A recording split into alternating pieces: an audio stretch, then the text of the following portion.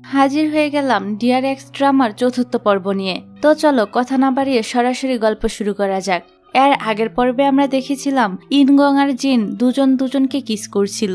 Liner cousin মানে reporter Lim আবার তাদের সে মুহূর্তের ছবি তুলে ফেলে। শুধু সে না, আমরা কিমকেও দেখতে পাই, সেও তাদের এই মুহূর্তের ছবি তুলে রাখে। যদিও কিম জিনের কথা মতোই ছবিগুলো তুলছিল। এদিকে লিনা আর জুন একসাথেই ছিল। লিনা আবার অনেক বেশি ড্রিঙ্ক করার কারণে এখানে মাতাল হয়ে যায়, তাই জুন তাকে গাড়িতে তুলে দিতে যায়। তখনই লিনার ফোনে লিম কল করে, যেটা দেখে জুন কলটা ধরে। লিম বলে, আরে লিনা তুমি কোথায়? আমি আজকে জিন আর ইনগংকে কিস করতে দেখেছি, আমি তাদের ছবিও তুলে নিয়েছি। জিনের জন্যই কি ইনগং তোমার সঙ্গে ব্রেকআপ করেছে? এই শুনে জুন তো ফোনটা কেটে দেয়।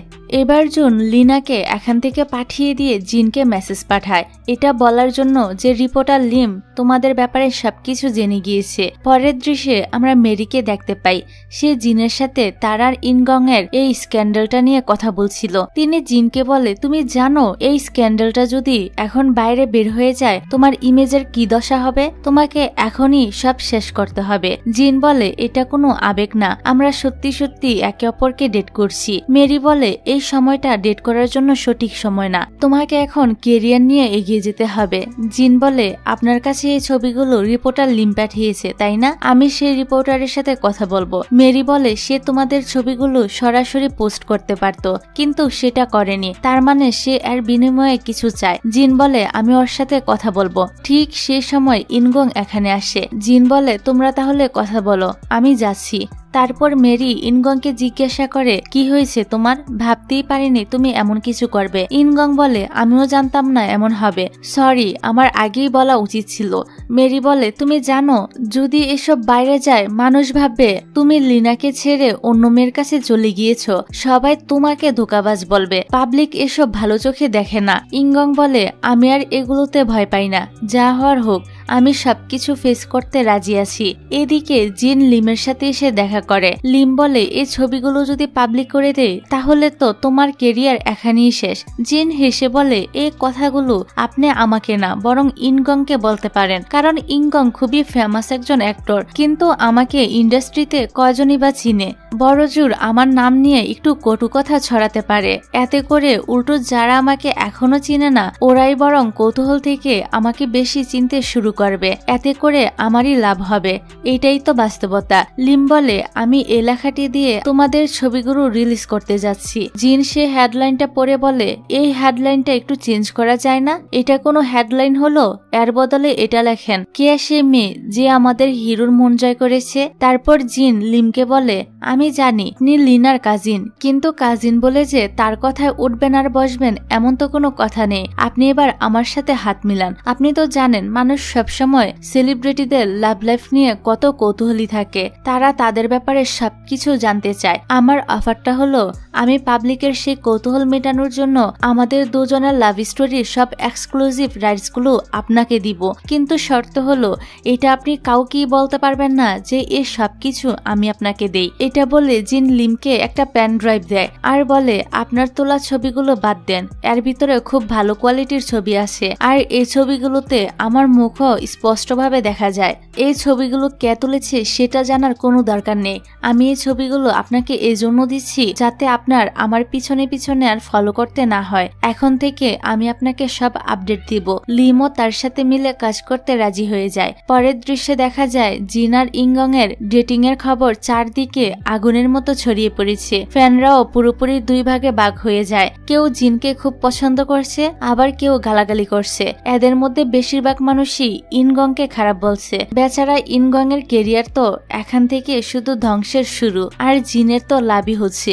এই সুযোগে তার পরিচিতি আরো অনেক গুণ বেড়ে যায়, কারণ এত বড় সুপারস্টার কোন মেয়ের সাথে প্রেম করছে সেটা জানার আগ্রহ তো সবারই থাকে। যাক, তারপর দেখা যায় জিনাজ তার ম্যানেজারকে বলে, আমি জানি তুমি আজকে ডেটে যাচ্ছ। ম্যানেজার তো এ কথা শুনে অবাক হয়ে জিনকে জিজ্ঞাসা করে, আমি যে ডেটে যাচ্ছি সেটা আপনি কিভাবে জানতে পারলেন? জিন হেসে বলে, তোমার মুখ দেখেই তো সব দেখা যাচ্ছে। তোমাকে দেখে যে কেউ গ্যাস করতে পারবে যে তুমি আজকে ডেটে যাচ্ছ। তবে আমি তোমাকে একটা সাজেশন দিই, আজকে ডেটে গিয়ে তুমি একটু ড্রিঙ্ক করবে না, কারণ নেশা করলে তুমি সবকিছু মুখ ফসকে বলে দাও। আমার কথাটা কিন্তু মনে রেখো। এবার জানা যায় জিনের ম্যানেজারের ডেট ছিল কিমের সাথে, মানে এটাও জিনেরই একটা প্ল্যান ছিল।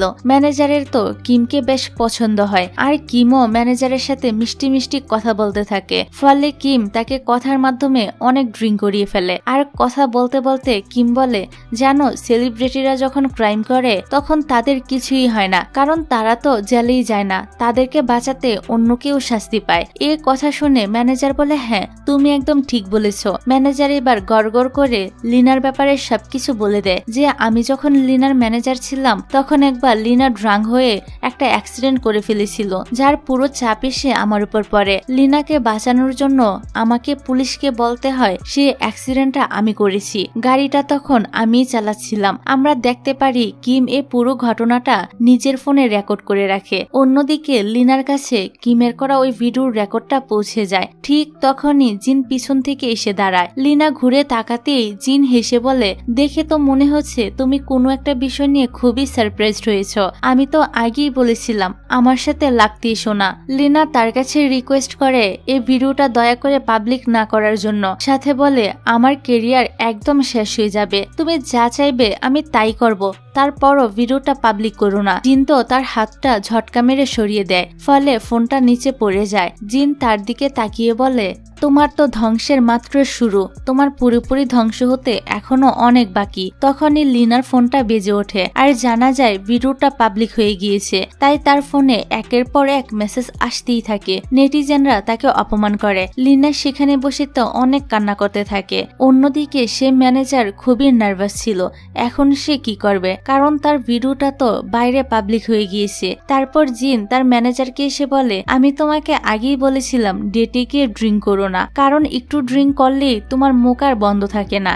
এখন তুমিই বলো এরকম একটা মানুষের সাথে আমি কিভাবে কাজ করব, কোন দিন না জানি আমাকে নিয়ে কি না কি বলে বেড়াবে, তাই আজই তোমার কাজের লাস্ট দিন। এটা বলে জিন তার ম্যানেজারকে কাজ থেকে বের করে দেয়। এদিকে লিনা এসে জুনের সাথে দেখা করে আর বলে, আজ রাতে তুমি কি ফ্রি আছো? জুন বলে, হ্যাঁ, কিন্তু কেন? লিনা বলে, আজ জিনের একটা নতুন মুভির প্রিমিয়ার হবে, চলো আমরা সেই প্রিমিয়ারে যাই। যদিও আমি তাকে একদমই পছন্দ করি না, কিন্তু তাও আমার দেখার খুব ইচ্ছা যে সে কেমন অ্যাক্টিং করে, এত কিসের তার অহংকার। তারপর মুভির সে প্রিমিয়ারের দিন দেখানো হয়। জুন আর লিনা দুজনই সেখানে উপস্থিত ছিল, আর জিন তার বয়ফ্রেন্ড মানে ইনগং এর সাথে বসেছিল। জুন আবার সেটা দেখতে পায় আর তার তো এসব দেখে খুবই খারাপ লাগে। যাক, প্রিমিয়ার শেষ হওয়ার পর জিন ইনগং এর সাথে গাড়ি দিয়ে যাচ্ছিল। এখানে জিন ইনগং এর এত বেশি কেয়ার করে যা দেখে মনে হচ্ছিল সে ইনগংকে আকাশ পরিমাণ ভালোবাসে। জিনের এসব ভালোবাসা দেখে ইনগং তো দিন দিন তার প্রতি ভালোবাসা আরো বেশি বেড়ে যায়। এখানে ইনগং জিনের অ্যাক্টিং এরও অনেক প্রশংসা করে। এভাবে দিন যাচ্ছিল, জিন আরো বেশি ফেমাস হয়ে যাচ্ছিল। এভাবে আরো সময় এগিয়ে যেতে থাকে। পরের সিনে আমরা সিমিকে দেখতে পাই। সে জিনের এত পপুলারিটি দেখে রেগে যায়, তাই সে রাগে আর ক্ষোভে জিনের বিরুদ্ধে অনলাইনে একটা পোস্ট লিখে পাবলিক করে, যেখানে সে লিখে, আমি আর জিন একই স্কুলে পড়তাম, আজ সে বড় সেলিব্রিটি হয়ে গিয়েছে, কিন্তু সে কি সত্যি এসব ডিজার্ভ করে? স্কুলে থাকাকালীন সে আমাকে বুলি করত, এমনকি লোকজনকে ব্ল্যাকমেল করে টাকাও নিত। এই ব্যাপারে যদি কেউ কিছু জানতে চায় তাহলে আমার সাথে যোগাযোগ করতে পারেন। এই পোস্টটি তো মুহূর্তেই ছড়িয়ে পড়ে। এটা আবার জিনেরও চোখে পড়ে, এমনকি মেরিও এ ব্যাপারে জানতে পারে, কারণ অনলাইনে এই লেখাটা নিয়ে প্রচুর আলোচনা হচ্ছিল।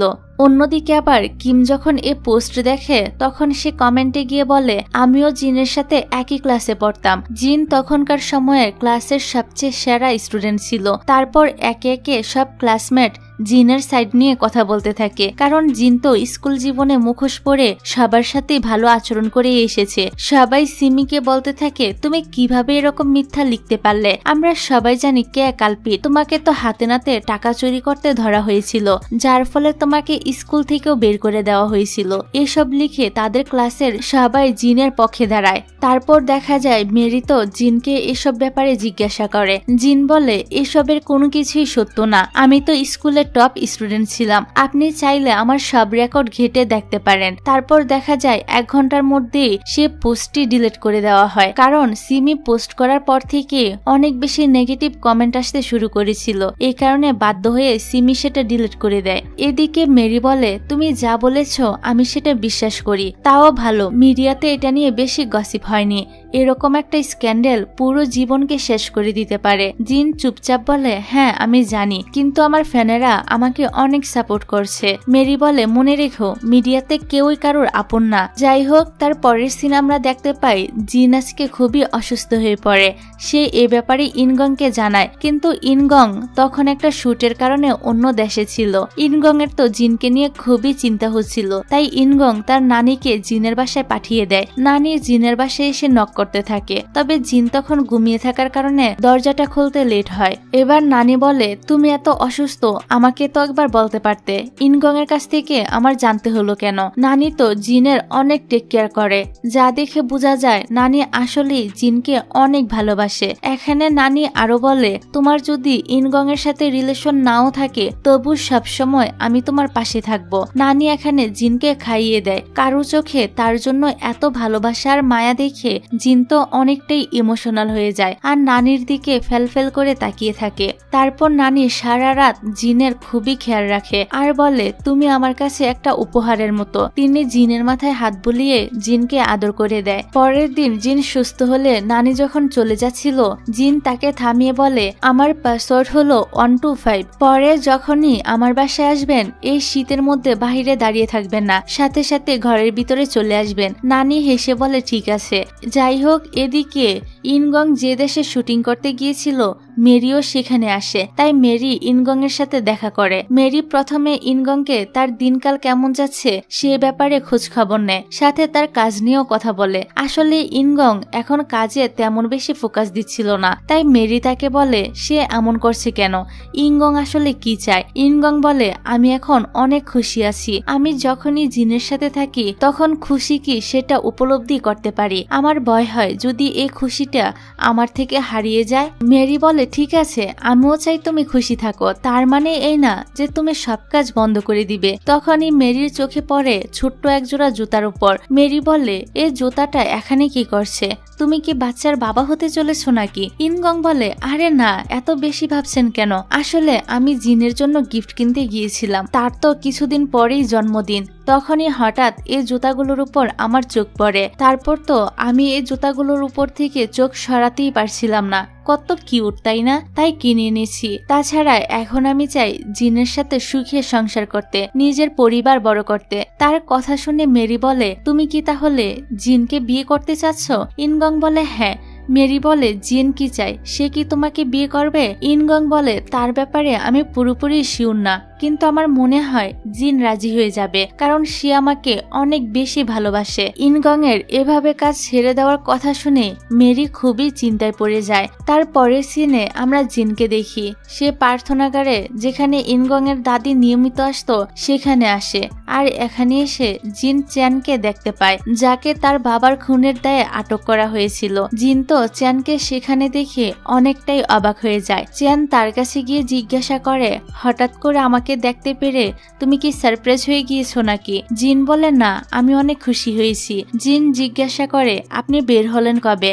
চ্যান বলে, বেশি দিন হয়নি। সাথে চ্যান আরো বলে, তুমি জীবনে যা চেয়েছো সেটা পেয়েছো? জিন বলে, হ্যাঁ, সবকিছু সম্ভব হয়েছে শুধুমাত্র আপনার জন্য। আপনি অনেক ভালো একজন মানুষ, আমার বিশ্বাস আপনার জীবনের এ কষ্টের সময়টা আপনি খুব দ্রুতই কাটিয়ে উঠতে পারবেন। তারা দুজনে সেখানে কথা বলছিল, ঠিক তখনই ইনগং এর দাদি সেখানে এসে পড়ে। ইনগং এর দাদি তো চ্যানকে দেখে তাকে জিজ্ঞাসা করে, তুমি এখানে কি করছো, আর জেল থেকে কবে বের হয়েছো? অর্থাৎ তিনি আগে থেকে চ্যানকে চিনে। এই দেখে জিন তো মহা চিন্তায় পড়ে যায়, এ ভেবে যদি চ্যান সব সত্যিটা ইনগং এর দাদিকে বলে দেয়। যাক, পরের দিন লিনা জুনের বাসায় আসে আর জুন ভেবে কিমকে জড়িয়ে ধরে। তারা দুজন যখন একে অপরকে দেখে তখন তো ষাঁড়ের মতো চিৎকার করতে থাকে। লিনা জিজ্ঞাসা করে, তুমি আবার কে? কিম বলে, আমি জুনের বন্ধু। এই বলে কিম চলে যাচ্ছিল। তারপর দেখা যায় জিন কিমকে কল করে। জিনের কল পেয়ে কিম তো অনেক খুশি হয়ে যায়, কিন্তু জিনের কণ্ঠ শুনে কিম বুঝতে পারে জিন কোনো কিছু নিয়ে খুবই আপসেট। তাই কিম জিনকে জিজ্ঞাসা করে, তোমার কি হয়েছে, তুমি আমাকে সবকিছু বলতে পারো। জিন এবার কিমকে চেয়ানের উপর নজর রাখতে বলে। কিম বলে, তুমি একদম টেনশন করো না, তার ব্যাপারে সবকিছু আমার কাছে পাঠিয়ে দাও, আমি তোমাকে সব আপডেট সময় মতো দিয়ে দিব।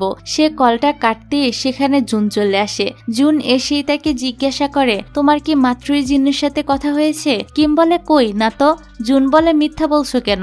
জিনের সাথে কথা বললে তোমার চেহারার রংটাই পাল্টে যায়, তোমাকে দেখেই আমি বুঝে ফেলেছি যে তুমি জিনের সঙ্গে কথা বলেছো। কিম বলে, হ্যাঁ বলেছি, তো কি হয়েছে? জুন জিজ্ঞাসা করে, এবার সে তোমাকে কি করতে কল দিয়েছিল? কিম বলে, জিন বলেছে তোমাকে না বলতে, তাই আমি তোমাকে বলতে পারবো না। এ বলে সে এখান থেকে চলে যেতে নেয়। তবে যেতে যেতে সে জুনকে সতর্ক করে বলে, আজ আর বাসায় যেও না, কারণ তোমার বাসার ভিতরে একটা শাকচুন্নি তোমার জন্য ওয়েট করছে। এবার কিম জিনের কথা মতো চ্যানের পিছনে সে কি করছে না করছে সবকিছুর খোঁজ লাগায়। পরের দিন আমরা লিনাকে দেখতে পাই। সে টিভিতে খবর শুনছিল, যেখানে জুনকে নিয়ে পরপর দুইটা খবর বলা হয়। প্রথম খবরে বলা হয় জুনের নতুন নোবেল, যার নাম উইন্টার স্লিপ, সে নোবেলের উপর ভিত্তি করে একটা মুভি বানানো হবে। আর দ্বিতীয় খবরটা হলো জুন হয়তো এখন অ্যাক্ট্রেস লিনাকে ডেট করছে। সে খবরে আরো বলা হয় যেহেতু জুন অ্যাক্ট্রেস লিনাকে ডেট করছে, তাই তার নতুন মুভিতে নায়িকা হিসেবে হয়তো লিনাকেই নেওয়া হবে। এটা শুনে লিনা তো অনেক বেশি খুশি হয়ে যায়। তারপর আমরা জুনকে তার অফিসে দেখতে পাই। সেখানে মেরি তার সঙ্গে দেখা করতে আসে। মেরি সেখানে এসে প্রথমে জুনকে ধন্যবাদ জানায় এতদিন যাবৎ তাদের কোম্পানিতে এত টাকা ইনভেস্ট করার জন্য। আসলে মেরি জানতো না এত বছর যাবৎ কে ছিল সেই ইনভেস্টর। সে জুনের ব্যাপারে সম্প্রতিই জানতে পেরেছে, আর তাই সে সাথে সাথে তার সঙ্গে দেখা করতে চলে এসেছে, কারণ সে জুনকে খুব ভালোভাবেই চিনে জিনের বাবার মার্ডার কেসের সূত্রে। এবার মেরি জুনকে বলে, আমি ভালোভাবেই জানি আপনি জিনের জন্য আমাদের কোম্পানিতে এত টাকা ইনভেস্ট করেছেন। জুন বলে, হ্যাঁ, এখন সে কেমন আছে? মেরি তাকে খোঁচা দিয়ে বলে, সে এখন ইংগং এর সাথে ভালোই আছে। জুন বলে, আমি শুধু চাই জিন ভালো থাকুক। আসলে মেরি এখানে জুনকে সতর্ক করতেই এসেছিল, কারণ সে ভালোভাবেই জানতো জুন আর জিনের মধ্যে কোনো একটা ভালোবাসার সম্পর্ক তো অবশ্যই আছে, আর সে কোনোভাবেই চায় না তাদের এসব সম্পর্কের জন্য ইনগং কোনোভাবে কষ্ট পাক। মেরি জুনকে বলে, ইনগং শুধু আমার কাছে একজন অ্যাক্টর না, সে আমার কাছে আমার ছোট ভাইয়ের মতো, আমি যেভাবেই হোক তাকে প্রটেক্ট করব। তখন জুন বলে, আমি আপনার কোম্পানিতে এত টাকা ইনভেস্ট করেছি, তাই আমি চাই আমার নোবেলের উপর নির্ভর করে যে মুভিটা করা হবে সেটার নায়িকা যেন জিন হয়। মেরিকেও বাধ্য হয়ে তার কথায় রাজি হতে হয়। তার পরের সিনে দেখা যায় মেরি এসে ইনগং এর সাথে ফোনে কথা বলতে থাকে আর জানায় লেখক জুন চায় জিন যেন তার নোবেলের উপর ভিত্তি করে যে ছবিটি বানাবে সেখানে জিন অ্যাক্টিং করে। তারপর ইনগং যখন জিনের সাথে লাঞ্চ করছিল তখন সে জুনের ব্যাপারে কথা তোলে। ইনগং বলে, এই লেখকটা যাকে আজকাল লিনার সাথে অনেক বেশি দেখা যাচ্ছে, সে তার নোবেলের উপর ভিত্তি করে একটা মুভি বানাতে চাচ্ছে, আর সে কাজের জন্য সে তোমাকে হায়ার করতে চায়, এটাই তার একমাত্র কন্ডিশন। মেরি আমাকে কল করে জানালো যদি তুমি এই মুভিটা না করো তাহলে সে আমাদের কোম্পানিতে ইনভেস্ট করা বন্ধ করে দিবে। জিন হঠাৎ করে তার কাছ থেকে কথাটা শুনে একদম অবাক হয়ে যায়, আর সে কোনো মতে কথাটা পাশ কাটিয়ে যায়। জিন বলে, আমি এ ব্যাপারে মেরির সাথে কথা বলবো, যদি মুভির স্ক্রিপ্টটা ভালো হয় তাহলে আমি ভেবে দেখবো এটাতে কাজ করা উচিত কিনা। তারপর তো জিন সুজা জুনের বাসায় এসে পড়ে। জুন তখন বাসায় ছিল না। জুন যখন বাসায় আসে জিন বলে, আজকে অনেক লেট করে ফেলেছো। জুন বলে, লেট তো আমি না, বরং তুমি করেছো। 1 বছর তো হয়ে গেল, তুমি যাওয়ার আগে প্রমিস করেছিলে ঠিক 1 বছর পর তুমি আবারও আমার কাছে ফিরে আসবে। জিন বলে, এই নাও এসে গিয়েছি, আমাকে এখানে আনার জন্যই তো তুমি এত কিছু প্ল্যান করেছো তাই না? আমি জানতে পেরেছি তুমি মেরিকে টাকা দিয়ে ব্ল্যাকমেল করছো। সাথে জিন আরো বলে, তুমি এখন কি চাও? জুন বলে, আমি সবসময় তোমাকে সাহায্য করতেই চেয়েছি, এটা আমি আমার দায়িত্ব মনে করি। এই কথাগুলো বলতে বলতে জুনের চোখে তো পানি চলে আসে। জিন বলে, তুমি কি করতে চাইছো? জুন বলে, আমিও এটাই জানতে চাই, 1 বছর তো হয়ে গেল, তুমি কবে আমার কাছে ফিরে আসবে, নাকি তুমি সত্যি সত্যি ইনগংকে ভালোবেসে ফেলেছো? জিন তার কথা শুনে হাসতে থাকে। সে বলে, আমার কথা বাদ দাও, আমি তো শুনেছি তুমি নাকি লিনাকে ডেট করছো। জুন রেগে বলে, হ্যাঁ করছি, তাতে তোমার কি? জিন বলে, তুমি ভালোভাবেই জানো সে আমার সাথে কি করেছে, তবু তুমি তার সাথে সম্পর্ক রেখেছ। জুন বলে, হ্যাঁ, এজন্যই আমি তার সঙ্গে সম্পর্ক রেখেছি, যাতে করে সে তোমার কোনো ক্ষতি করার আগেই আমি সেটা জেনে যাই। জিন তার এই কথাটা শুনে বলে, তুমি আসলে একদম অন্যরকম। তারপর জুন তার কাছে যেতে চায় আর কিস করতে চায়, কিন্তু জিন দূরে সরে যায়। ঠিক তখনই দরজা খোলার শব্দ হয়, সেখানে লিনা চলে আসে। সে তো এখানে জিনকে দেখে একদম হতভম্ব হয়ে যায়। লিনা জিজ্ঞাসা করে, তুমি এখানে কি করছো? জুন বলে, আমরা কথা বলছিলাম। লিনা রেগে গিয়ে বলে, তোমরা এখানে ভিতরে এসে কিসের কথা বলছো? সে জিনকে জিজ্ঞাসা করে, ইনগং কি এ ব্যাপারে জানে যে তুমি এখানে এসেছো? আর তোমাদের দুজনের মধ্যে আসলে সম্পর্কটা কি, সেটাকে আমাকে বলবে? জিন বলে, তোমার যা জানার তুমি জুনের কাছ থেকে জেনে নাও। এই বলে সে এখান থেকে অনেক বেশি অ্যাটিটিউড নিয়ে চলে যায়। জিনকে চলে যেতে দেখে লিনা তো তার পিছু এসে চিৎকার করতে থাকে। জুন কোনো মতে লিনাকে আটকে রাখে। পরের সিনে দেখা যায় কিম চিয়ানের ব্যাপারে সব ইনফরমেশন জিনের কাছে এনে দেয়। কিম জানায়, তোমার বস রিসেন্টলি তোমার বাবার মেমোরিয়ালে গিয়েছিল, সেখানে সে অনেক কান্না করেছে আর তোমার বাবার কাছে ক্ষমাও চেয়েছে। এই দেখে জিন বলে, বস তো দেখে আগের মতোই আছে, একদমই বদলায়নি। এদিকে লিনাকে দেখা যায় সে তার কাজিন লিমের সাথে এসে দেখা করে আর জিজ্ঞাসা করে, সেই স্ক্যান্ডাল পোস্টের ব্যাপারে কিছু জানতে পেরেছ, যেটা কিছুদিন আগে সিমি লিখেছিল?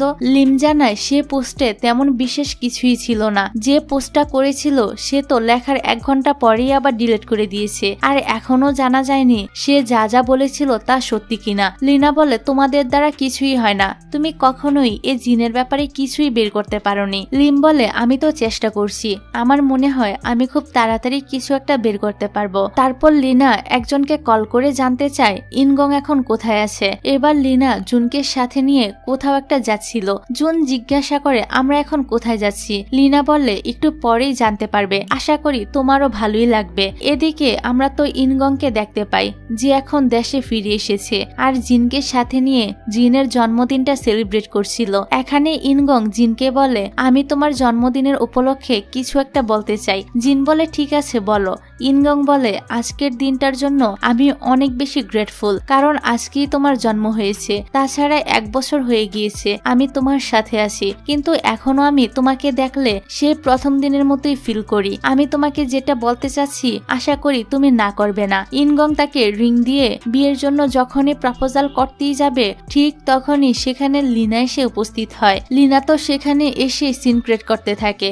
সে বলে, ও তোমরা দুজন এখানে ডেট করতে এসেছো? আমিও আজকে এখানে কারোর সাথে এসেছি। এটা বলে সে জুনকে ভিতরে ডাকে, আর জুনকে এখানে দেখে জিন তো একদম চুপ হয়ে যায়। এবার তারাও তাদের সঙ্গে বসে। এখানে লিনা বলে, আমি শুনেছি লেখক জুন আর তুমি নাকি একই ক্লাসে পড়তে, তোমরা দুজন তো ক্লাসমেট ছিলে। এই কথাটা শুনে ইনগং একটু অবাক হয়ে যায়। ইনগং জিনকে জিজ্ঞাসা করে, তোমরা কি একে অপরকে আগে থেকেই চেনো? জিন বলে, হ্যাঁ, আসলে বলতে গেলে আমরা দুজন ভাই বোন ছিলাম। আমরা যখন অনেক ছোট ছিলাম তখন আমাদের বাবা মা বিয়ে করেছিল, কিন্তু এটা ছিল আমার জীবনের কালো একটা অধ্যায়, যেটা আমি মনেও করতে চাই না। ইনগং জিজ্ঞাসা করে, কেন, এমন কি হয়েছিল যে তুমি কিছু বলতে চাচ্ছ না? তখন জুন বলে ওঠে, ওই সময় আমার মা জিনের উপর অনেক অত্যাচার করত, যার জন্য আমি এখনো গিল্টি ফিল করি। এই কারণে এখন আমি জিনের জন্য কিছু করতে চাই। জিন বলে, আমার ব্যাপারে তোমাকে এত চিন্তা করতে হবে না, আমি এখন ভালোই আছি। জুন বলে, ঠিকই বলেছ, তোমাকে দেখেই মনে হচ্ছে তুমি অনেক বেশি খুশি আছো, এবং সে তাকে জন্মদিনের উইশও করে। তখন ইনগং লিনাকে বলে, আমি শুনেছি তোমরা নাকি ডেট করছো।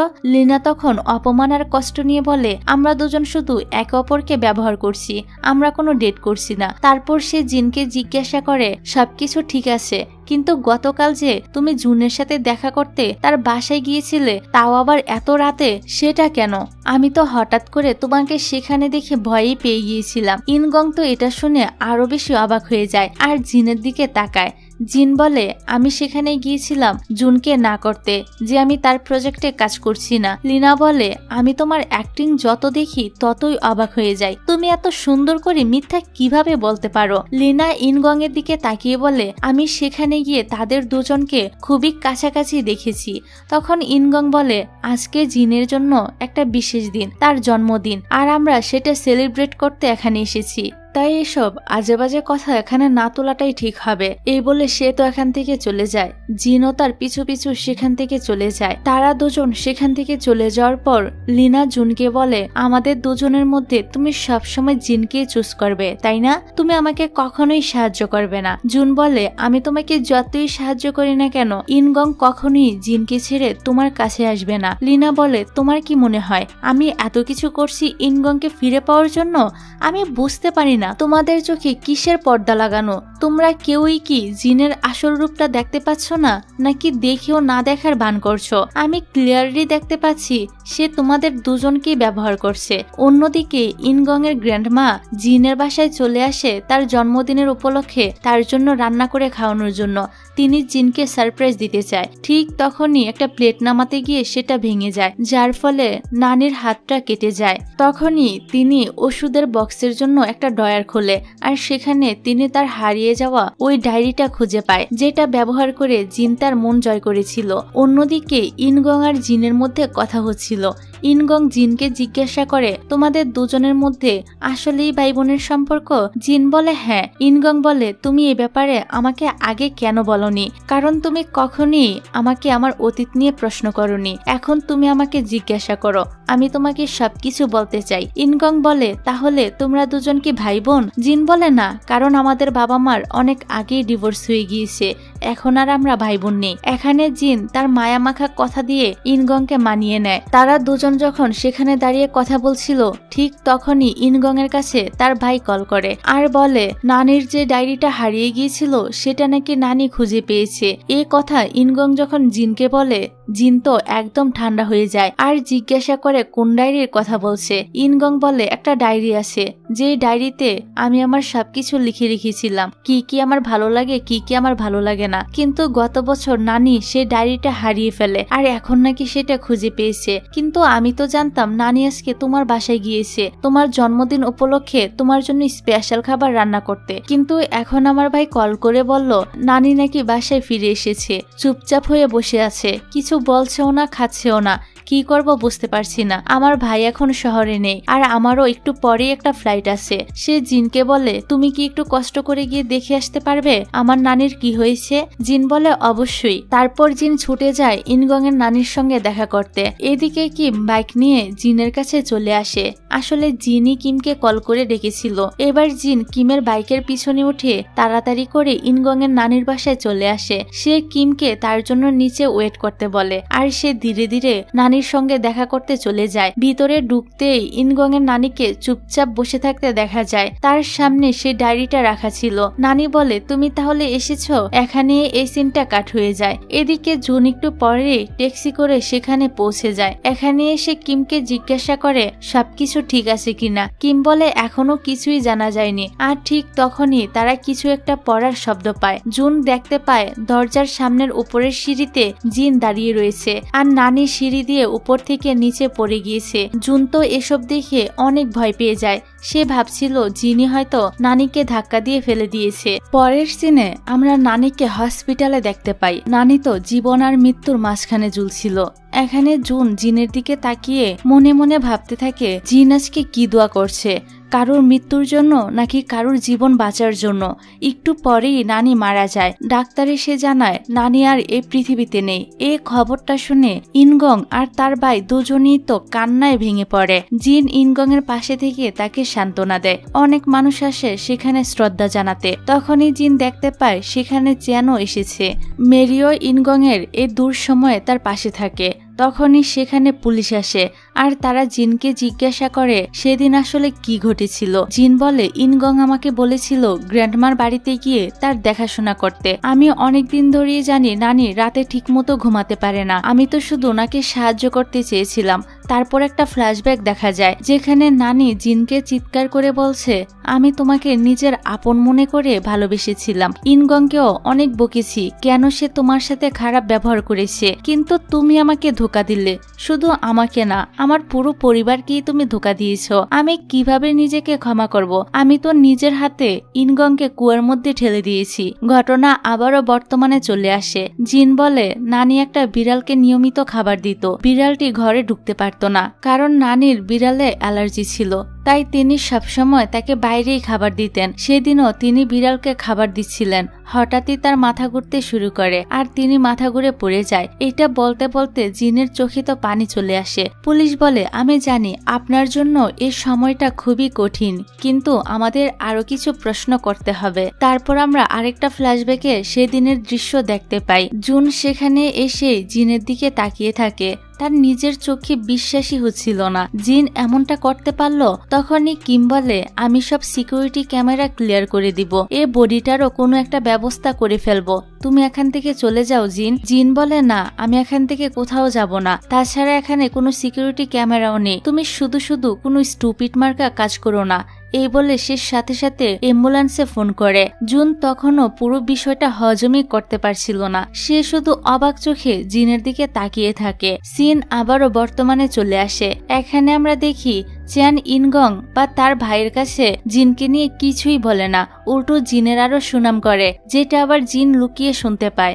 এবার জিন চ্যানের কাছে এসে জিজ্ঞাসা করে আপনি ইনগং এর ভাইকে সত্যি কথাটা কেন বললেন না? আপনি চাইলে তো এখনই আমার উপর রিভেঞ্জ নিতে পারতেন, এটাই হতো পারফেক্ট রিভেঞ্জ। চ্যান বলে জানো, জেলের প্রথম বছর আমি প্রতিদিন ভাবতাম আমি বাইরে বের হয়েই তোমার উপর রিভেঞ্জ নিব। তারপর দ্বিতীয় বছর ভাবলাম কেন, শুধু আমিই কেন, আমার সঙ্গেই কেন এমনটা হলো। তৃতীয় বছর ভাবতে শুরু করলাম তুমি এমন ভয়ঙ্কর কাজ আসলে কেন করতে বাধ্য হলে, তোমার কি এমন কারণ থাকতে পারে। আর শেষ বছরে এই সবকিছু নিয়ে ভাবতে ভাবতে আমার তো তোমার প্রতি মায়া জন্মায়। আমি বুঝতে পারলাম তুমি এই সবকিছু করেছো কারণ তোমার জীবনে গাইড করার মতো একজন বড় মানুষ ছিল না, এমন কেউই ছিল না যে তোমাকে বলবে যে এটা ঠিক আর এটা ভুল। তোমার জীবন খুবই কঠিন ছিল, তাই আমি সিদ্ধান্ত নেই আমি তোমার জন্য দোয়া করব, তোমার জন্য সে মানুষটা হওয়ার চেষ্টা করব যে তোমাকে সঠিক কোনটা সেটা বলে দিবে। এসব ভেবে তোমাকে ঘৃণা করা আমি ছেড়ে দিলাম, আর আমার এই অবস্থার জন্য তুমি নিজেকে কোনো দোষ দিও না। সেদিন যা হয়েছিল সেটা আমার নিয়তি ছিল। চ্যানের কাছ থেকে এসব কথা শুনে জিনের চোখেও পানি চলে আসে। সে বলে আপনি সত্যি অনেক ভালো মানুষ। চ্যান বলে জীবনে তুমি যাই করো এই কথাটা মনে রেখো, আমি সবসময় তোমার পাশে আছি। জিন তখন মাথা নিচু করে ধন্যবাদ জানিয়ে সেখান থেকে চলে যায়। পরের সিনে দেখা যায় লিম সিমির নাম্বার জুগিয়ে তাকে কল করে আর আগের করা ওই পোস্টের ব্যাপারে মানে জিনের সম্পর্কে জানতে চায়। সিমি বলে আমি ওই পোস্ট করিনি, আপনি আমাকে আর কল করবেন না। এ বলে সিমির সাথে সাথে ফোনটা কেটে দেয়। তখনই আমরা সেখানে কিমকে দেখতে পাই, সে আসলে সিমিকে ব্ল্যাকমেল করছিল। সিমি বলে তুমি যেভাবে বলেছিলে আমি ঠিক সেভাবেই করেছি। কিম বলে ঠিক আছে, তবে মনে রেখো যদি সবাই জানতে পারে তোমার বাবার অ্যাফেয়ারের কথা, তারপর তুমি কেন স্কুল থেকে ট্রান্সফার করতে বাধ্য হয়েছিলে সেসব কথা, তাহলে তুমি এখন বর্তমানে যেখানে কাজ করছো সেখান থেকেও তোমাকে তাড়িয়ে দেওয়া হবে। আর ভুলে যেও না সেই স্কুলে যারা পড়তো তারা সবাই তোমার অতীত সম্পর্কে জানে, তাই জিনের পাস্ট নিয়ে গাটা বন্ধ করো। আর মনে রেখো তুমি যেখানে যাবে আমি কিন্তু সেখানেই পৌঁছে যাব, তাই আমার সাথে চালাকি করার চেষ্টা করো না। এই কথা বলে কিম সেখান থেকে চলে যায়। এত তো সিমি প্রচন্ড রেগে যায় ঠিকই, কিন্তু তার এখন কিছুই করার নেই। এদিকে ডিরেক্টর সিউলের সঙ্গে জিনের দেখা হয়ে যায়, যিনি ইনগং এর নানির শেষকৃত্যে এসেছিল। ডিরেক্টর সিউল ছিল অনেক বড় মাপের একজন ডিরেক্টর, আর এই জিন সেটা খুব ভালোভাবেই জানতো।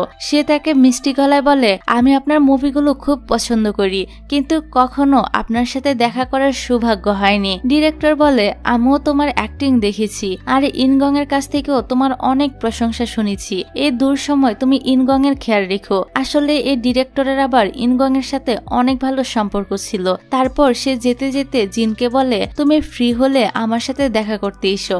এই কথা শুনে জিন তো অনেক বেশি খুশি হয়ে যায়, কারণ তার সাথে দেখা করার করার মানেই হলো তার নতুন কোনো মুভিতে অ্যাক্ট্রেস হিসেবে কাজ করা। আর এখানে কিন্তু এই ডিরেক্টর ইনগং এর জন্যই জিনকে নিজের মুভিতে সিলেক্ট করেছে, কারণ তিনি ইনগং এর কাছে জিনের সম্পর্কে অনেক ভালো ভালো কথা শুনেছে। যাই হোক, পরের সিনে দেখা যায় মেরি এসে জুনের সাথে দেখা করে আর বলে জিন এখন তোমার প্রজেক্টে কাজ করতে পারবে না, কারণ সে অনেক বড় একটা অফার পেয়েছে ডিরেক্টর সিউলের কাছ থেকে। ডিরেক্টর সিউল অনেক বড় বড় ইন্টারন্যাশনাল মুভি বানায়। বলা যায় ইনগং এর নানির মৃত্যুর সুবাদে জিন অনেক বড় একটা সুযোগ পেয়ে গেল, কারণ ইনগং এর নানির শেষকৃত্যে এসেই তো জিনের সঙ্গে ডিরেক্টরের দেখা হয়েছিল। যাক, তারপর জুন এসে জিনের সাথে দেখা করে। জিন বলে তুমি এখানে কেন এসেছো? জুন জিনকে বলে সেদিন ইনগং এর নানি কিভাবে পড়ে গিয়েছিল। জিন বলে তুমি কি ভাবছো এটা আমি করেছি? না, আমি এটা করিনি। তুমি কি সত্যি মনে করো আমি এতটাও নিচে নামতে পারি? জুন একটা গভীর নিঃশ্বাস নিয়ে বলে তুমি আসলে কি? তোমাকে আমি কখনোই বুঝতে পারি না। জিন বলে আমি জানি তোমার জন্য এই বিষয়টা অনেক কষ্টকর, এমন মেয়েকে বিশ্বাস করা যে অতীতে তার বাবাকে মেরে ফেলেছে। জুন বলে এসব কথা বাদ দাও, তুমি শুধু বলো তুমি এই কাজটা করনি। জিন হালকা হেসে বলে কি হবে যদি আমি সেটা করে থাকি? জিন এসব কথা বলে জুনকে তো আরো বেশি কনফিউজড করে তোলে। তাই জুন রেগে গিয়ে বলে আমাকে সত্যটা বলো, আসলে সেদিন কি হয়েছিল? জিন বলে তোমার মাথায় যা চলছে সেটাই সত্যি। অন্যদিকে ইনগং তার নানির অ্যাপার্টমেন্টে গিয়েছিল। সেখানকার এক প্রতিবেশী ইনগংকে দেখে বলে যেদিন ওই ঘটনাটা ঘটেছিল সেদিন আমি তোমার দাদিকে দেখেছিলাম। তোমার দাদি সেদিন অনেক কান্না করছিল। আমি তাকে এমন করতে কখনোই দেখিনি, কারণ তিনি খুবই পজিটিভ মাইন্ডের মানুষ ছিল। এর কিছুক্ষণ পর তাকে শান্ত করতে একটা মেয়ে আসে। মেয়েটা খুবই সুন্দর ছিল। তোমার নানি সেই মেয়ের দিকে তাকিয়ে বলেছিল আমি তোমাকে বিশ্বাস করেছিলাম, আর এর পরিবর্তে তুমি আমাদেরকে ঠকিয়েছো।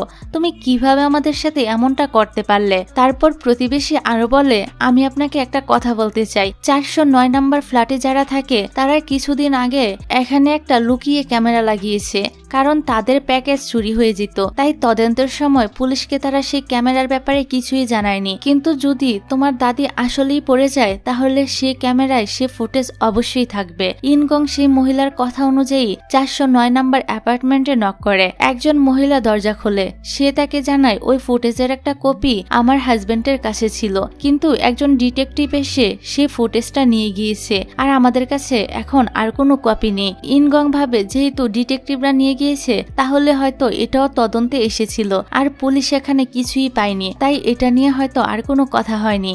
এবার আমরা জানতে পারি সেই ডিটেকটিভটা আর কেউ নয় বরং কিম ছিল, যে কিনা ছদ্মবেশে সে ফুটেজটা নিয়ে আসে আর তাকে এই কাজটা করতে বলেছিল জুন। তাই কিম এসে জুনকে একটা ঘুষি মারে, সাথে বলে পরের বার আমাকে দিয়ে এসব কাজ করাতে আসবে না। আমি জিনকে কখনোই সন্দেহ করি না, আমি জিনকে পুরোপুরি বিশ্বাস করি। আমি জানি সে এমন কিছু করতে পারে না, সে খুবই ইনোসেন্ট। এবার জুন সে পেন ড্রাইভের দিকে তাকিয়েছিল, সে তো সাহসী পাচ্ছিল না এটা দেখার জন্য। এদিকে ইনগং তার নানির জন্য তো খুবই কষ্ট পাচ্ছিল।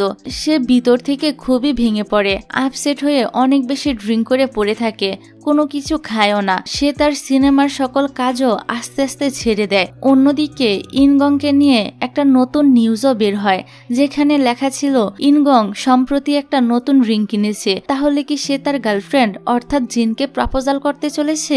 এই দেখে ডিরেক্টর সিউল তো খুবই বিরক্ত হয়। সে জিনকে বলে তোমার ডেটিং লাইফ, ম্যারিড লাইফ এসব নিয়ে তো সব আলোচনা হয়। আমি এখানে ইনগং এর বিরুদ্ধে কিছু বলতে চাই না, সে আমার খুবই পছন্দের একজন মানুষ, কিন্তু দেখো আমার সিনেমা নিয়ে কেউ কোনো কথাই বলছে না। এটা তো খুবই বড় একটা প্রবলেম। তোমার ইমেজ নিয়ে যদি এত সব গসিপ চলতেই থাকে আমি কি করে আমার নতুন মুভিতে তোমাকে কাজ দিব? সবসময় পলিসি পার্সোনাল লাইফ আর প্রফেশনাল লাইফ এসব আলাদা রাখবে। জিন মাথা নিচু করে বলে সরি, আমি জানতাম না এমন হবে। এরপর থেকে আমি সবকিছু মেনটেন করে চলবো। ঠিক তখনই সেখানে মেরি চলে আসে আর ডিরেক্টর চলে যায়। এবার জিন আর মেরি ইনগংকে নিয়ে কথা বলে। মেরি বলে ইনগং সেদিন আমাকে জানিয়েছে তার এবার কন্ট্রাক্ট শেষ হলেই সে নাকি কাজ থেকে সরে যাবে, ও আমাকে পাগল করে দিচ্ছে। জিন এই কথা শুনে তো খুবই অবাক হয়ে যায়। জিন জিজ্ঞাসা করে সে সত্যি এসব বলেছে? মেরি বলে তুমি কি বলছো, তুমি কি এসবের কিছুই জানো না? জিন বলে না তো, আমি তো কিছুই জানি না। মেরি তখন তাকে জিজ্ঞাসা করে তুমি কি সেই রিং এর ব্যাপারেও জানতে না? জিন বলে না। মেরি বলে তুমি কি ইনগংকে বিয়ে করতে চাও? জিন বলে একদমই না, আমি তো বরং এখন এই সম্পর্কটা শেষ করতে চাচ্ছি। অন্যদিকে আমরা ইনগংকে দেখতে পাই, সে টেবিলের উপর রাখা জিনের জন্য ওই চিঠিটা দেখছিল যেটা সে জিনের জন্মদিনে দিতে চেয়েছিল। এখানে লেখা ছিল, আজ তোমার জন্মদিন। আজকে আমি বুঝলাম তুমি আমার জীবনে কতটা গুরুত্বপূর্ণ। আমার জন্ম যেন তোমার জন্যই হয়েছে। হয়তো এইটাই ভালোবাসা। আমি চাই এভাবে আমরা দুজন একসাথে জীবনটা কাটিয়ে দেই। তুমি কি আমাকে বিয়ে করবে? কিন্তু শেষ পর্যন্ত সে জিনকে এই চিঠিটা আর দিতেই পারেনি। ঠিক তখনই জিন ইনগংকে মেসেজ করে বলে, তুমি কি বাসায় আছো? আমি তোমার সঙ্গে দেখা করতে তোমার বাসায় আসছি। তোমার সাথে একটা বিষয় নিয়ে কথা বলতে চাই। তার মেসেজ দেখে ইনগং তো চিঠির শেষ লাইনটা পড়ে, যেখানে লেখা ছিল, তুমি কি সব সময় আমার পাশে থাকবে? আর এখানে জিনের জন্য কিনা সে রিংটাও দেখানো হয়। যাই হোক, তারপর জিন ইনগং এর বাসায় চলে আসে। তারা এখানে কথা বলতে থাকে। এক পর্যায়ে ইনগং জিনকে বলে, মেরি তোমাকে সবকিছু বলে দিয়েছে তাই না, যে আমি কিছুদিন পরে সব কাজ থেকে নিজেকে গুটিয়ে নিচ্ছি? জিন বলে, আসলে তোমার প্ল্যান কি? মানে তুমি রিটার্ন করে আমাকে কি বিয়ে করতে চাও? এটাই ভাবছিলে? ইনগং বলে, আমি তো ভেবেছিলাম আমরা দুজন হয়তো একই রকম চিন্তা করছি। তুমিও হয়তো আমাকে বিয়ে করতে প্রস্তুত আছো। এই শুনে জিন তো প্রচন্ড রেগে যায় আর বলে, শুধু তোমার এসব ফালতু চিন্তার জন্য আজ আমি ডিরেক্টরের সামনে কতটা ছোট হয়েছি জানো? সাথে সে আরো বলে, চলো এবার আমরা ব্রেকআপ করে ফেলি। তার এই কথা শুনে ইনগং তো আকাশ থেকে পড়ে। ইনগং তো এতদিন ভেবেছে জিন তাকে তার থেকেও বেশি ভালোবাসে, কিন্তু আজ তো জিনের পুরো রূপটাই বদলে গেল। কথা বলার টোন পর্যন্ত চেঞ্জ হয়ে গেল। ইনগং জিনের এমন ব্যবহার দেখে অনেক বেশি কষ্ট পেতে থাকে। এবার এক বুক কষ্ট নিয়ে ইনগং জিনকে বলে, তুমি কি সেই জিন যাকে আমি গত 1 বছর ধরে চিনি? জিন বলে, তুমিও তার আগের মতো নেই। তোমার মাথাও তো ঠিকঠাক কাজ করছে না। সব রকম কাজ ছেড়ে দিয়ে নিজের সংসারী হতে চাইছো। তুমি এখন আর সেই ইনগং নেই যাকে আমি ভালোবেসেছি। তুমি তো এখন স্বপ্নের জগতে বাস করছো। রিয়েলিটি দেখো, গত 1 বছরে তোমার কি অবস্থা হয়েছে, কোথায় থেকে কোথায় এসে পড়েছো, তার উপর এখন আবার আমাকে বিয়ে করতে চাচ্ছ।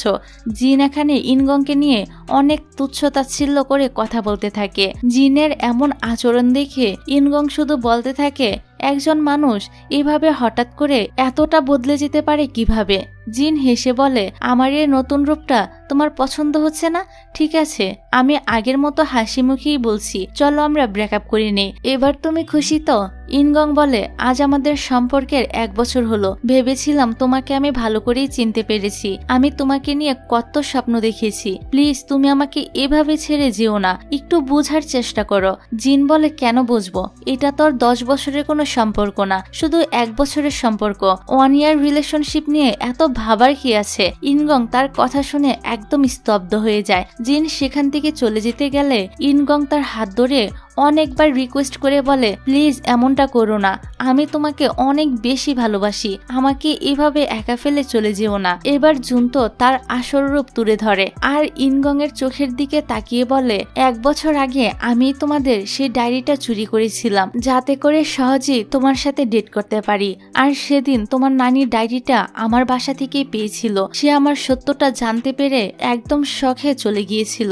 আর বাকিটা তো তুমি বুঝতেই পারছো আমি কি বলতে চাই। এই শুনে ইনগং এর চোখে তো পানি চলে আসে। একটা মানুষ এত বাজেভাবে কাউকে কি করে ঠকাতে পারে? তারপর ইনগং বলে, তুমি আমার নানির সাথে কি করেছিলে বলো? জিন বলে, আমি তার সাথে কিছুই করিনি, আমি তো শুধু তাকে সত্যিটা বলেছি। আমার জীবনে প্রথমবার আমি কারোর সাথে সত্য কথা বলেছি। এখন আমাকে যেতে দাও, তা না হলে তুমি আমাকে যখনই দেখবে তখনই তোমার নানির কথা মনে পড়বে আর কষ্ট পেতেই থাকবে। আমি জানি তুমি অনেক দুর্বল হৃদয়ের মানুষ, এসব তুমি সহ্য করতে পারবে না। তাই এবার আমাদের ব্রেকআপটা মেনেই নাও, আমাদের গল্প এখানেই শেষ। ইনগং জিনের মুখে এসব কথা শুনে একদম হতবাক হয়ে তাকিয়ে থাকে। তার চোখে পানি, সে কান্নায় ভেঙে পড়ে। ছেলেটা আসলেই অনেক বেশি কষ্ট পেয়েছে। তারপর দেখা যায় জিন ইনগং এর বাসা থেকে বের হয়ে রিপোর্টার লিমকে কল করে বলে, আমাদের ডেটিং লাইফ শেষ, আপনি আজই এই নিউজটা পাবলিক করে দেন। তারপর দেখা যায় জিনকে কেউ একজন ফলো করছে,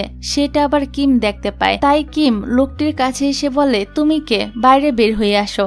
ঠিক তখনই সেখানে আরো 2-3টা গাড়ি চলে আসে আর তারা সবাই মিলে কিমকে বেধড়ক মারতে শুরু করে। এদিকে মেরি ইনগং এর বাসায় আসে আর ইনগংকে বলে আজই তাকে ভুলে যাও, জিন কখনোই তোমার যোগ্যই ছিল না, আর এত ড্রিঙ্কস করাও বন্ধ করো। ইনগং মেরির কাছ থেকে বোতলটা নেয়। মেরি বলে ওর সাথে ব্রেকআপ হয়েছে, ভালো হয়েছে, এছাড়া আমিও ওই জিনের সাথে আর কাজ করতে চাই না, তার এগ্রিমেন্ট এবার শেষ হলে আমি আর রিনিউ করব না। ইনগং বলে সবারই তো ব্রেকআপ হয়, কিন্তু কেন জানি আমার অনেক বেশি কষ্ট হচ্ছে, মনে হচ্ছে আমার হৃদয়টা ভেঙে একদম চুরমার হয়ে গিয়েছে। মেরি ইনগংকে অনেক বুঝায় আর বলে আমি সবসময় তোমার পাশে আছি, তুমি নিজেকে এত বেশি কষ্ট দিও না। তারপর মেরি চলে যায়। মেরি চলে যাওয়ার পর ইনগং তার বাসার সব ওষুধ আর ড্রিঙ্কস গুলো ফেলে দেয়। তারপর রাতের বেলা মেরি আবারও ইনগং এর বাসায় যাওয়ার জন্য রওনা দেয়। সে এবার ইনগং এর জন্য খাবার নিয়ে যাচ্ছিল। তারপর মেরি ইনগং এর বাসায় এসে ইনগংকে তো কোথাও খুঁজে পায় না। শেষে বাথরুমের দরজা খুললে সে দেখে ইনগং এর নিথর দেহ বাথটবে পড়ে আছে, অর্থাৎ সে আর এ পৃথিবীতে বেঁচে নেই। তাকে এই অবস্থায় দেখে মেরি তো হাউমাউ করে কাঁদতে শুরু করে। অন্যদিকে জুন হাসপাতালে আসে কিমকে দেখার জন্য, কারণ কিমকে ওই লোকগুলো এত মেরেছিল যে তাকে হসপিটালে ভর্তি করাতে হয়। জুন কিমকে জিজ্ঞাসা করে কিভাবে এসব হয়েছে, তারা কে ছিল। কিম বলে জানি না তারা কে ছিল, তবে লোকটার হাতে একটা ট্যাটু ছিল। তখনই পাশের বেডের রুগীরা বলাবলি করছিল ইনগং আর এ পৃথিবীতে নেই, সে নিজেকে নিজেই শেষ করে দিয়েছে। কিছুদিন আগে তার নানি এ পৃথিবী ছেড়ে চলে গিয়েছে। তারপর জিনের সাথে ব্রেকআপ হলো, ক্যারিয়ারের অবস্থাও ভালো না। বেচারা ইনগং এত কষ্ট সহ্য করতে পারেনি। জুন তো এই খবরটা শুনে জিনের বাসায় চলে আসে। জিন তখন এক্সারসাইজ করছিল। জুন এসে বলে তুমি আমাকে বলেছিলে তুমি সবকিছু নর্মালি হ্যান্ডেল করবে, ইনগং এর সাথে নর্মাল ব্রেকআপ করবে, তোমার স্বার্থ হাসিল করার পথে কেউই কষ্ট পাবে না, তাহলে এটা কি হলো। জিন ঠান্ডা গলায় বলে জুন তুমি তো ভালোই মজা করতে পারো, আমার উপর এভাবে চিৎকার করছো কেন। সে ব্রেকআপের কষ্ট সামলাতে পারেনি, সে খুবই দুর্বল ছিল, এতে আমার কি দোষ। জুন রেগে তার হাত ধরে বলে সে মরে গিয়েছে, তোমার কি একটুও কষ্ট হচ্ছে না। পুরো একটা পরিবার মুহূর্তের মধ্যে ধ্বংস হয়ে গেল, আর তুমি বলছো এতে তোমার দোষ নেই। জিন বলে তুমি এমন ভাবে বলছো যেন আমি তাকে গলা টিপে মেরে এসেছি, আমি কি তাকে নিজের হাতে মেরেছি নাকি। এখন তুমি কি চাও আমি তার জন্য গিল্টি ফিল করি? আমার থেকে এটা কখনোই আশা করো না, তুমি যদি এমনটা আশা করো তাহলে তুমি নিজেও কষ্ট পাবে। জুন বলে সবসময় কেন মানুষের ক্ষতি করতে হবে, আমি ভেবেছিলাম তোমার ভিতরে হয়তো এখনো মানবতা বেঁচে আছে। জিন হেসে বলে আমি মানুষ হব কিভাবে, কখনো কি ভেবে দেখেছো যেদিন আমি ডুবে যাচ্ছিলাম তোমার সামনে, সেদিন তুমি আমাকে বাঁচিয়েছিলে না, তুমি তো দাঁড়িয়ে দাঁড়িয়ে দেখছিলে। তোমরা সবাই মিলে আমাকে এমন বানিয়েছো, তুমি তোমার মা সবাই মিলে। একটু পরে জিন শান্ত হয়ে বলে আমি আসলে তোমাকে ব্লেম করতে চাই না। এই বলে জিন তাকে জড়িয়ে ধরে আর বলে যদি যেতে চাও তাহলে এখনই চলে যাও, আমার থেকে দূরে কোথাও পালিয়ে যাও, যেমনটা আগেও চলে গিয়েছিলে। তবু আমি তোমাকে কখনোই ব্লেম করব না, কারণ তুমি ছিলে আমার জীবনের প্রথম মানুষ যাকে আমি আমার কাছে রাখতে চেয়েছিলাম, যে সবসময় আমার পাশে থাকবে। অন্যদিকে আমরা ইনগং এর মেমোরিয়ালের সবাইকে দেখতে পাই। সেখানে মেরি ইনগং এর জন্য অনেক কান্না করছিল, কারণ সে সত্যি ইনগংকে তার নিজের ছোট ভাইয়ের মতো স্নেহ করত। পরের দিন থেকে তো মানুষ জিনের বিরুদ্ধে আন্দোলন করতে শুরু করে। সবাই বলছিল জিনকে যেন লং স্টার কোম্পানি থেকে বের করে দেওয়া হয়। ইনগং এর ফ্যানেরাও জিনের উপর প্রচন্ড রেগেছিল। জিন যখন বাড়িতে প্রবেশ করছিল ফ্যানেরা তো তার উপর টমেটো ডিম ছুঁড়ে মারে। জিন পড়ে যেতে গেলে ওই সময় সিমি এসে তাকে ধরে ফেলে আর সে তাকে এখান থেকে বাঁচিয়ে নিয়ে যায়। সেদিন সিমি জিনের সাথে তার বাসায় আসে। সিমির ডিমের কারণে পুরো পোশাকটাই নষ্ট হয়ে গিয়েছিল, তাই সে শাওয়ার নেওয়ার জন্য ওয়াশরুমে ঢুকে তারপর পুরো বাড়িটা ঘুরে দেখে আর জিনকে বলে ওয়াও তোমার বাড়িটা তো দেখছি অনেক বড়, জিন তুমি তো অনেক টাকা ইনকাম করে ফেলেছো। জিন তার উপর বিরক্ত হয়ে বলে ঠিক আছে এবার তুমি আমার বাড়ি থেকে বের হও। সিমি বলে ঠিক আছে চলে যাচ্ছি, তবে তোমার ব্যাগটা আমার ভালো লেগেছে, এটা আমি নিয়ে যাচ্ছি। পরের সিনে আমরা মেরিকে দেখতে পাই, সে রিপোর্টার লিমের সাথে ছিল। মেরি এখন চায় সে ইনগং এর সাথে যা যা করেছে তার জন্য জিনকে শাস্তি দিতে, তাই সে লিমকে বলে আমি জানি তুমি জিনের সাথে কাজ করো, কিন্তু এখন থেকে তুমি আমার সাথে কাজ করবে, আর আমি এটাও জানি তুমি অনেকদিন এতদিন ধরেই জিনের বাবার মার্ডার কেস সম্পর্কে জানতে চাইছিলে, তো এ নাও তার ফাইল। এখানে জিনের বাবার কেসের সম্পর্কে সব ডিটেলস আছে। লিন বলে, এখানে কি সব কাগজ আছে? মেরি বলে, না, তুমি যদি রাজি হও তাহলে আমি তোমাকে আরো ফাইল এনে দিব। অন্যদিকে জুন সে পেন ড্রাইভটা হাতে নিয়ে তাকিয়েছিল। সে মনে মনে ভাবছিল এটাকে আমি দেখবো না। তখনই আমরা একটা ফ্ল্যাশব্যাক দেখতে পাই, যখন ইনগং এর নানি রেগে জিনকে বলছিল যে কেন আমাদের সঙ্গে এমনটা করেছ।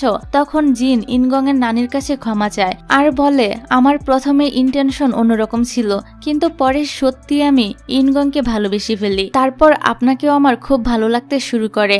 আমিও চাইতাম আপনি আমাকে ভালোবাসুন। আপনি চিন্তা করবেন না, আমি ইনগংকে সব সত্য বলে দিব। তারপর আপনাদের জীবন থেকে অনেক দূরে চলে যাব। নানি জিনের এসব কথা শুনে বলে, এদিকে তাকাও। তিনি তো আদর করে জিনের চোখের পানি মুছে দেয় আর বলে, আমি সেদিন যা বলেছিলাম সত্যিই বলেছিলাম। তুমি জীবনে যত ভুলই করো না কেন, আমি সবসময় তোমার পাশে থাকবো, কারণ আমি তোমাকে আমার নিজের বাচ্চার মতো ভালোবাসি। যখন বাচ্চারা কোনো ভুল করে তখন বাবা মা তাকে বকাঝকা করে। তিনি জিনকে আলতু করে জড়িয়ে ধরে আর বলে, এরকম ভুল আর করবে না। জিন বলে, ঠিক আছে। নানি বলে, তুমি ভুলটা স্বীকার করেছো, এটাই অনেক বড় কথা। এই সত্যটা এখন আমাদের দুজনের মধ্যে সীমাবদ্ধ থাকবে। তুমি এসব ব্যাপারে ইনগংকে কোনো কিছুই জানিও না। ঠিক তখনই একটা বিড়ালের মেয়াও শব্দ শোনা যায়। নানি হেসে বলে, দেখো আমার অন্য বাচ্চারাও চলে এসেছে, আমার সাথে আসো, তাদের সাথে তোমারও দেখা করিয়ে দেই। সিনটা বর্তমানে চলে আসে। জুন অবশেষে পেন ড্রাইভটা তার ল্যাপটপে লাগিয়ে দেয় আর স্ক্রিনে সিসিটিভি ক্যামেরার ফুটেজে দেখা যায় সেখানে দেখানো হয় দাদিমা দাঁড়িয়েছিল আর বিড়ালটাকে খাবার খাওয়াচ্ছিল। তখনই জিনও দরজার সামনে আসে। এরই মধ্যে নানির হঠাৎ করে মাথা ঘুরতে শুরু করে আর নিজের ব্যালেন্স হারিয়ে তিনি সেখান থেকে পড়ে যায়। জিন ওনাকে ধরার চেষ্টা করে কিন্তু পারে না। এ ফুটেজ দেখে জুন বুঝতে পারে জিন সত্যি সত্যি সেদিন নানিকে ধাক্কা দেয়নি, বরং তাকে বাঁচানোর চেষ্টা করেছিল।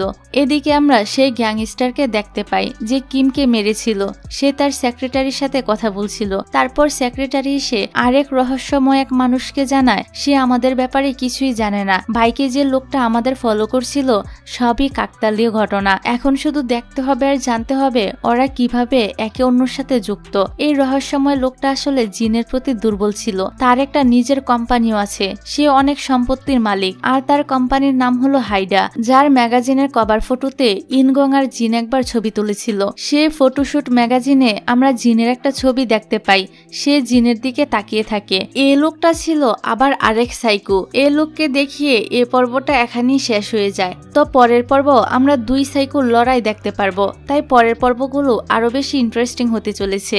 তো যারা যারা পরের পর্বগুলো দেখতে চাও তারা অবশ্যই কমেন্ট করে জানিয়ে যেও। আচ্ছা, এখানে তোমাদেরকে আরেকটা কথা বলে রাখি, তোমরা তো অনেকেই আমাকে কমেন্ট করে পাগল করে দিচ্ছ আমি কেন এত দেরি করে পর্বগুলো ছাড়ি আর শেষ পর্ব এখনো কেন নিয়ে আসছি না। আসলে তোমাদেরকে বুঝতে হবে এই ড্রামাটা নতুন রিলিজ পাওয়া ড্রামা, যেটা অনগোয়িং ড্রামা। তো এই ড্রামাটা সপ্তাহে 2টা এপিসোড রিলিজ হয়। এখন ড্রামা যদি রিলিজ করা না হয় তাহলে আমি কি করে এক্সপ্লেন করব? তাছাড়া ড্রামাটা রিলিজ করার পরও কিন্তু সেটা আমাকে দেখতে হয়, স্ক্রিপ্ট লিখতে হয়, তারপর ভয়েস কভার করে সেটাকে আবার এডিটিং করে তোমাদের সামনে উপস্থাপন করতে হয়। তো এইসব কাজ করতে তো আমার একটু সময় লাগে, তাই না? তো তোমরা একটু বোঝার চেষ্টা করো। আমিও তোমাদের সাথে যত তাড়াতাড়ি ভিডিও শেয়ার করতে পারি ততই ভালো লাগে। কিন্তু এই ড্রামাটি অফিসিয়াল ভাবেই সপ্তাহে 2টা পর্ব করে রিলিজ হয়, তাই তোমাদেরকে অপেক্ষা করেই এই ড্রামাটা দেখতে হবে। আর আমার ভিডিওটাতে লাইক দিয়ে আমার চ্যানেলটাকে সাবস্ক্রাইব করে রেখো, যাতে করে পরের পর্বগুলো সহজেই পেয়ে যাও। তাহলে আজকের ভিডিওটা এখানেই শেষ করছি। আল্লাহ হাফেজ।